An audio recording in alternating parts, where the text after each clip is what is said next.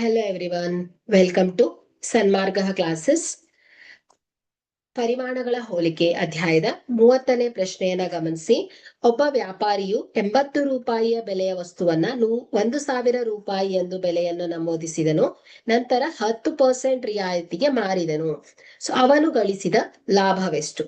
So ಇಲ್ಲಿ ಇದರ ಅಸಲು ಬೆಲೆ ಎಷ್ಟು? ವಸ್ತುವಿನ ಅಸಲು ಬೆಲೆ ಓಕೆ.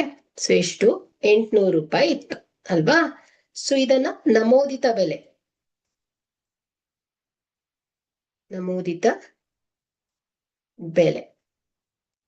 ಮಾರ್ಕೆಟ್ ಪ್ರೈಸ್ ಎಷ್ಟು ಮಾಡಿದಾನೆ? 1,000 ರೂಪಾಯಿ ಅಲ್ವಾ? ಸೊ ಹಾಗಾದ್ರೆ ಇಲ್ಲಿ ರಿಯಾಯಿತಿ ಎಷ್ಟು ಕೊಟ್ಟಿದ್ದಾನ ಅವನು? ರಿಯಾಯಿತಿ ನಮೂದಿತ ಬೆಲೆಯ ಮೇಲೆ 10%. ಹಾಗಾದ್ರೆ ರಿಯಾಯಿತಿ ದರ ಎಷ್ಟಾಯ್ತು? 1,000 ರೂಪಾಯಿಗೆ 10%. So is equal to 0 cancel ಆಗುತ್ತೆ. ಸೊ 10 100 ರೂಪಾಯಿ ಕೊಟ್ಟಂಗ ಆಯ್ತು. ಸೊ ಹಾಗಾದ್ರೆ ಇಲ್ಲಿ ಮಾರಾಟದ ಬೆಲೆ. ಸೊ ಮಾರಾಟದ ಬೆಲೆ ಏನಾಗುತ್ತೆ ಹೇಳಿ? ಸೊ ಮಾರಾಟದ ಬೆಲೆ ಎಷ್ಟಾಗುತ್ತೆ? ನಮೂದಿತ ಬೆಲೆ ನಮೂದಿತ ಬೆಲೆ ಮೈನಸ್ ಏನಾಗುತ್ತೆ ಹೇಳಿ? ರಿಯಾಯಿತಿ ಅಲ್ವಾ? ಸೊ ರಿಯಾಯಿತಿ ಎಷ್ಟು? 100 ಇದೆ. So 1,000 minus 100 is equal to ಎಷ್ಟಾಯ್ತು? 900 ಆಯ್ತು.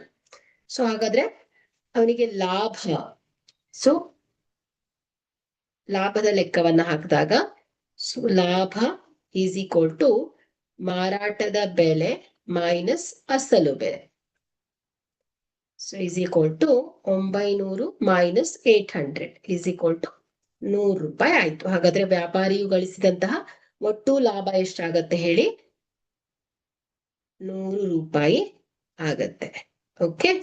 ಸೊ ಮೊದಲನೇದಾಗಿ ಅಸಲು ಬೆಲೆ ಎಷ್ಟಿತ್ತು? 800 ರೂಪಾಯಿ ಇತ್ತು. ಅದನ್ನ ನಮೂದಿತ ಬೆಲೆ ಎಷ್ಟಾಗಿತ್ತು? 1,000 ರೂಪಾಯಿ. ಅಂದ್ರೆ ರಿಯಾಯಿತಿ ಎಷ್ಟು ಕೊಟ್ಟ ಅವನು? 10% ರಿಯಾಯಿತಿ ಕೊಟ್ಟ, ಅಂದ್ರೆ 100 ರೂಪಾಯಿ ಬಿಟ್ಟಂಗಾಯ್ತು.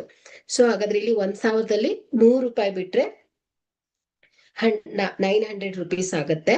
ಹಾಗಾದ್ರೆ ಅವನು ಗಳಿಸಿದಂತಹ ಲಾಭ ಎಷ್ಟಾಯ್ತು ಹೇಳಿ? 900 ಮೈನಸ್ 800 ಎಷ್ಟಾಗತ್ತೆ ಹೇಳಿ? 100 ರೂಪಾಯಿ ಅವನು ಗಳಿಸಿದಂತಹ ಲಾಭ ಆಗತ್ತೆ. Okay, thank you.